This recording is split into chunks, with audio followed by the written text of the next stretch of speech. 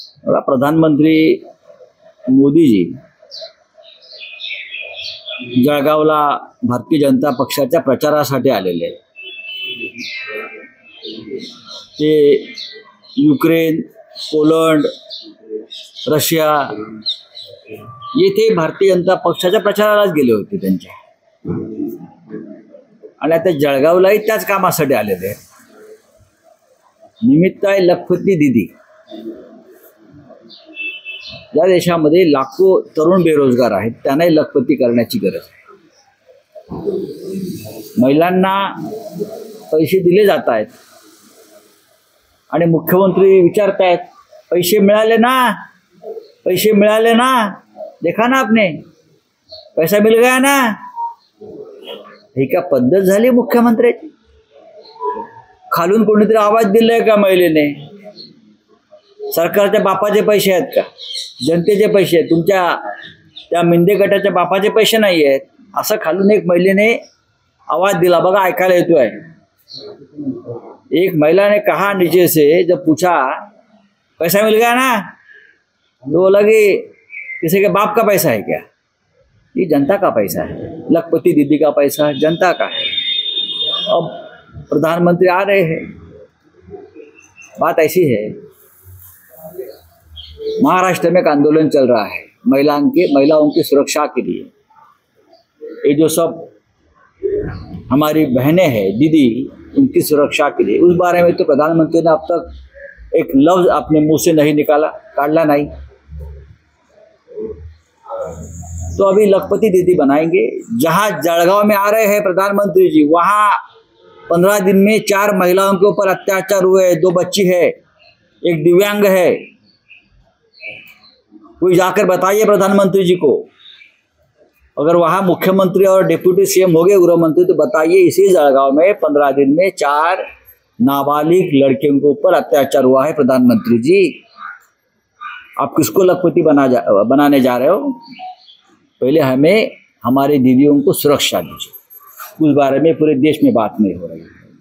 बस प्रधानमंत्री आएंगे, अब दूसरी जगह पर जाएंगे, घूमते रहेंगे और हमारी दीदी न्याय के लिए घूमते रहेंगे, इस पुलिस स्टेशन से उस पुलिस स्टेशन. पुलिस स्टेशन वाले उनकी एफआईआर नहीं लेंगे, फिर जनता आंदोलन करेंगी, फिर कोई कोर्ट में जाएगा और आंदोलन के ऊपर बंदी लगाएंगे. ये चल रहा है हमारे देश में. बोलिए. बीजेपी का ये कहना है कि महाविकास आघाड़ी जो है उसमें कहीं ना कहीं फूट और दरार पैदा होगी, क्योंकि सीएम के पद को लेकर तीनों पार्टियां जो है अपनी ओर से उम्मीदवार जारी कर रही है. देखिए, वो आपने सोचा, सही में महाविकास आघाड़ी वो अपनी बात, अपनी पार्टी, अपना गठबंधन टूटा फूटा, हाँ, मोड़ तोड़ तांबा पित्तल, वो गठबंधन उनका जो है ना, मोड़ तोड़ तांबा पित्तल, उनके बारे में सोचिए.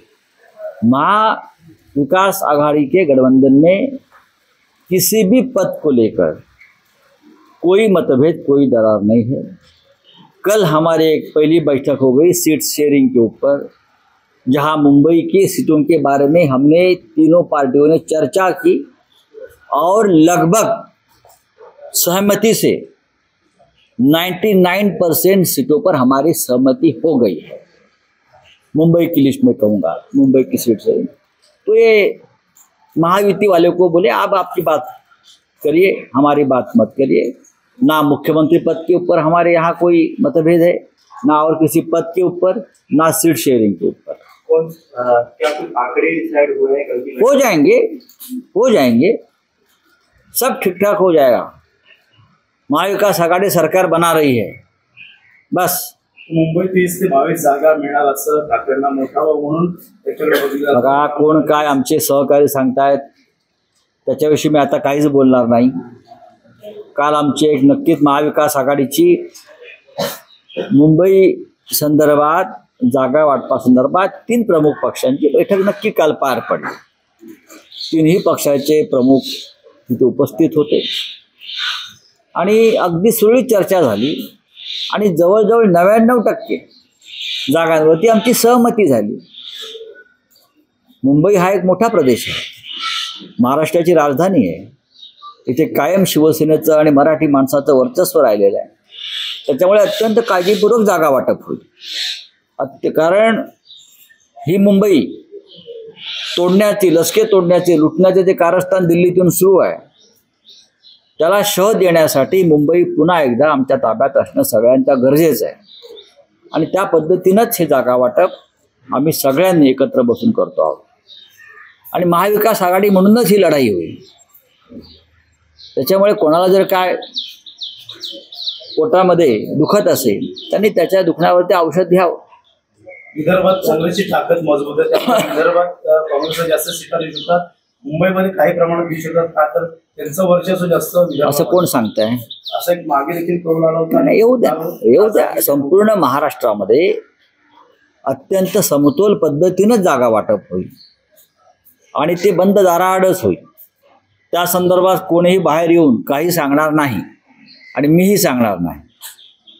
काल मुंबईचा विषय जवळजवळ संपत आलेला आहे आणि आता 27 तारखेपासून उर्वरित महाराष्ट्राची चर्चा सुरू होईल.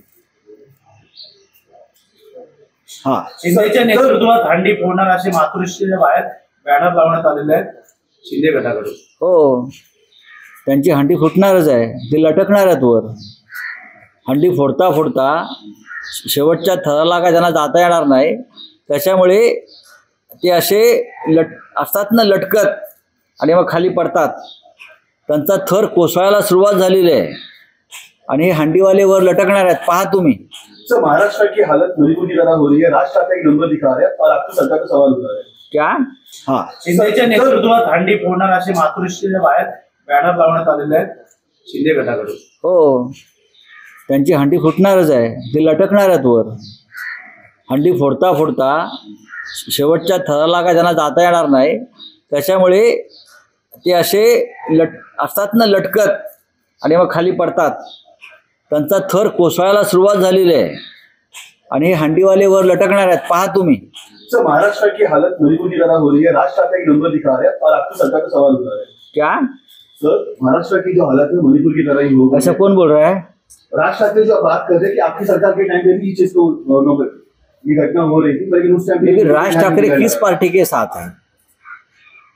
वो तो मोदी शाह के साथ रहे हमेशा. जो महाराष्ट्र के दुश्मन है उनके साथ हमेशा रही ये नेता.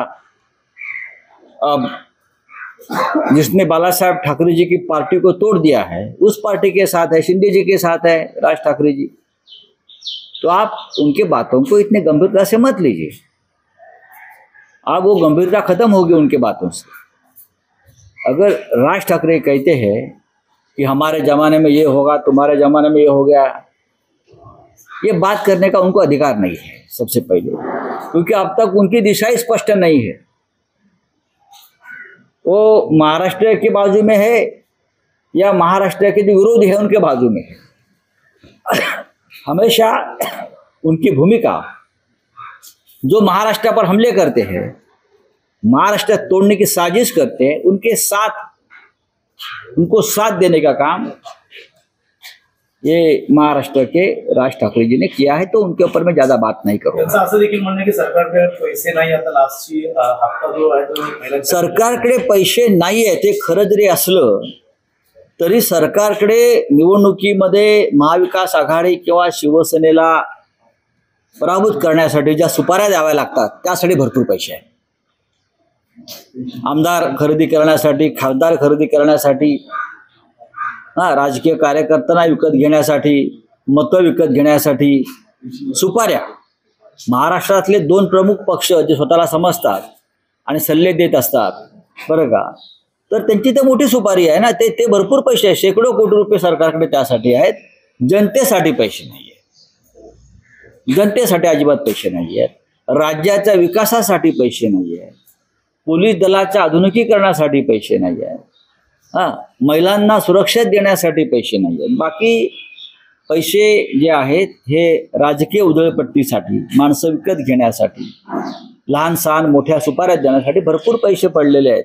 समृद्धी महामार्ग कशासाठी आहे? UD डिपार्टमेंट कशासाठी आहे? पोलिसांच्या बदल्या आणि बढत्या पैशांचं जे टेंडर काढलं आहे ते पूर्ण होत नाही म्हणून रखडलेले आहेत. प्रत्येक गोष्टीला टेंडर निघत आहे. पैसे आहेत ना, फक्त अधिकृत पैसे नाही आहे, काळा पैसा, मनी लॉन्ड्रिंग आहे. कुठे ईडी आता? सर एक नई स्कीम का जो है इम्प्लीमेंटेशन किया गया है पेंशन में। पहले जो अच्छी बात है, जो बात अच्छी है वो अच्छी है। अब जिनके लिए स्कीम बनाई है अगर वो लोग स्वागत करते हैं तो अच्छी बात है। चुनाव से पहले इस तरीके का, तो चुनाव से पहले ये बातें होती है ना। चुनाव से पहले अगर कुछ लोग देश को युद्ध के खाई में ढकलते हैं तो और क्या होना चाहिए, दंगे कराते हैं, चुनाव जीतना है। चुनाव जीतने के लिए इस हमारे देश के लोकतंत्र में कुछ भी होता है, वार रुकवाते भी है और वार सुरू भी करते हैं। चलिए, जरांगे देखील उमेदवार देणार आहे या निवडणुकीत, त्यामुळे महाविकास आघाडी पाहावं लागेल। मला काय माननीय मनोज जरांगे यांच्या राजकीय भूमिकेविषयी माझ्याकडे माहिती नाही, ती जेव्हा समोर येईल तेव्हा पाहू। चला, राहुल गांधी ने कहा है कि खुद को भगवान मानने वालों को जो किसान है और जो आम नागरिक है उन्होंने धोखा दिया है मोदी के ऊपर। ये बात सही है। मोदी भगवान नहीं है, ना कोई अवतार है। उनको झुका दिया है इस चुनाव में। भगवान का बहुमत चला गया और भगवान का सुदर्शन चक्र नहीं चला। हमारे नेतृत्व में, सभी के सामुदायिक नेतृत्व में, राहुल जी के नेतृत्व में, यहाँ उद्धव जी, शरद पवार साहब के नेतृत्व में, अखिलेश यादव जी के नेतृत्व में मोदी जी का जो अवतार कार्य है वो खत्म कर दिया। मोदी जी आप अल्पमत वाले भगवान हैं, वो भी अंधभक्तों के लिए, देश के लिए नहीं।